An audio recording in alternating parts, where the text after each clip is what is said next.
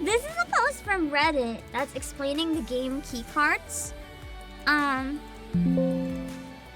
think it's really important to go over this real quick. Because I've seen a lot of misinformation about a couple things regarding the Switch online. Yeah, so I just wanted to clarify a few things that are going on with the Switch 2 so that people understand like what is actually the truth and what is, internet being internet. First of all, game key cards explained. So, if you're buying physical games for the Switch 2, you're gonna want to watch out and make sure you don't accidentally buy one of these. If you buy one of these on purpose and you know what it is and you know what you're getting yourself into, that's fine.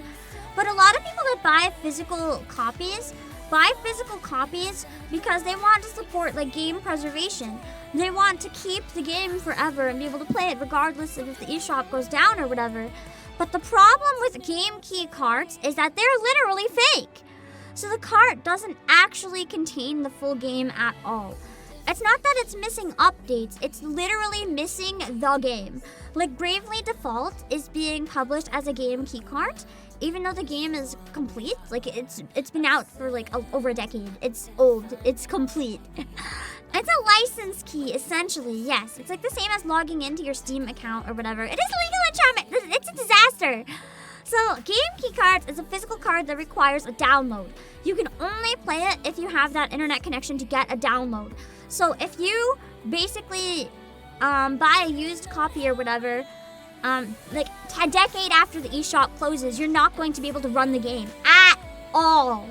It's going to be a completely useless piece of plastic. It's similar to Steam. You're basically buying a license to play the game, not the actual game, which is what Steam has finally admitted after all this time. And it's the large reason that I don't like buying digital games if I have the option to get physical ever. I want to own my games. So, Switch 1 had full game downloads, so they had kind of the same thing in a way. These Switch 1 releases were just empty cases that included download codes, but they're getting even more devious with the Switch 2. The game key cards will allow you the resale and sharing and downloadable games. So like you can lend it to someone else in your household, for example, even if they have a different Switch account, or you can lend it to a friend because the game key card isn't tied to a system, it unlocks the game, but you still need the game to be unlocked.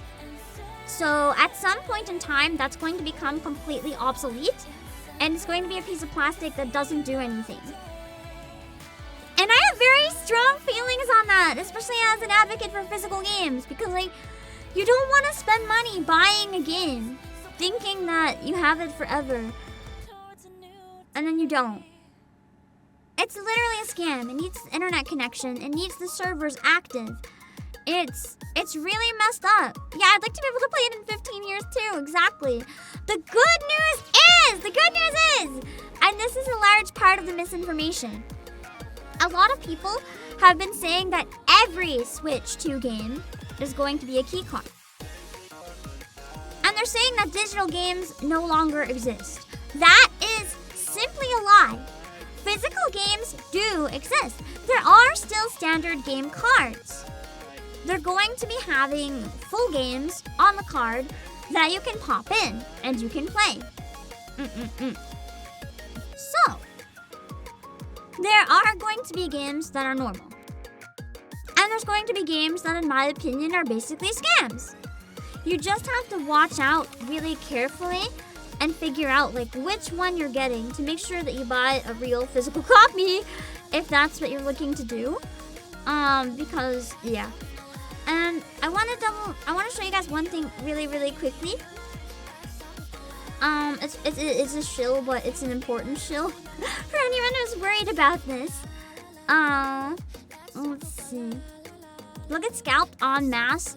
Well, the thing is, who's gonna buy them when the servers are down? They don't mean anything. You can't run them without the servers. Why would they be scalped? They're useless. The full game cart ones, though, are another story. So essentially, just to be transparent with you guys, I don't want to scam you guys into buying a game key card. If you want to collect a physical copy and you don't mind a game key card, like, that's on you. That's on you. That's fine if that's what you want. It's perfectly okay. If you just want the case to collect or whatever, or if you want to share the physical like copy with people but you don't mind downloading it, that's totally okay. But I don't want that. So to be really transparent, so that people 100% know what they're buying and don't get fucking scammed, in my opinion, we have clear labels on all the Switch 2 games. So for example, in Mario Party, Jamboree is going to be a game key card, so it has that little orange knit rectangle next to the title. So you know that it's not going to be like an official physical copy, it's just the game key card. Like it's still official, but the game is not on the card at all. And then the green one is a game card, like for Mario Kart World, for example. So Mario Kart World, even though if the servers go down, like you won't have all your updates, but it has the full, at least launch version of the game on the cart. So yeah, it's an important like separation to keep an eye on if that's what you want. I remember the days when arguments for going digital, the games will be cheaper. Well, we learned that's a fucking lie. Hope you're not seeing. Well, they are cheaper to an extent. I've seen some people. I haven't seen evidence of this personally. I might have missed it somewhere. I'm spacing out during the direct because I was tired. I've seen some people say that digital copies are going to be like $80 and physical are going to be $90. I'm already against the physical ones being more expensive because there's reasons against buying digital, but like, I think that's way too high. $80 for a license to play a game? Like, I'm sorry, I can practically buy like a cheap piece of furniture with that amount of money, or like half a week of groceries or something. Like, I don't want to spend $80 on a license. It's just messed up. It's too much. I think Mario Kart might be the only $80 game. We can hope, I hope so. Yeah. I hope so. It's a typo. Game cart and game key cart. It says cart. It says cart. C-A-R-T. That's literally what it says. Where's the typo? I don't see a typo. 70 for digital? Oh, okay. Maybe it's 70 for digital, 50 or 80 for physical then. I got it a little jumbled up, but yeah. Should it be card? I'm pretty sure it was cart. Wasn't it with a T? I'm pretty sure. I'm pretty sure it was always cart. Like cart is card for cartridge, yeah. It's not a card, it's a cartridge. Like in me side, it's a cartridge.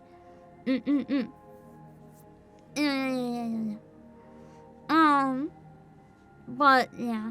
The other thing about it, about just like the whole Switch 2 situation, I can't remember what it was, but I remember there was something that I was like briefly touched on, other than the price. But I'm trying to remember, and my brain is not cooperating as to what I wanted to say. Oh yes! There's been some other false rumors going around that I wanted to clarify. Because there's a cheaper Switch 2 in Japan that can only have Japanese accounts and Japanese games, there's been some false information going around that, this system is going to be region locked. I just wanted to assure you that's not the case. The system is not going to be region locked. It's just because, the exchange rate is pretty rough in Japan, and, they might want the system to be more affordable in, its own country. So there is a cheaper version that can only run in Japanese because they don't want scalpers from abroad to buy them all up and sell them for more money, stuff like that. But the Japan all-language version of the Switch and all the global versions will be able to run games from any region. So don't worry, there's no region lock, despite what people are saying on Twitter. Don't believe it. Twitter's full of liars. Don't trust it. So it's fine.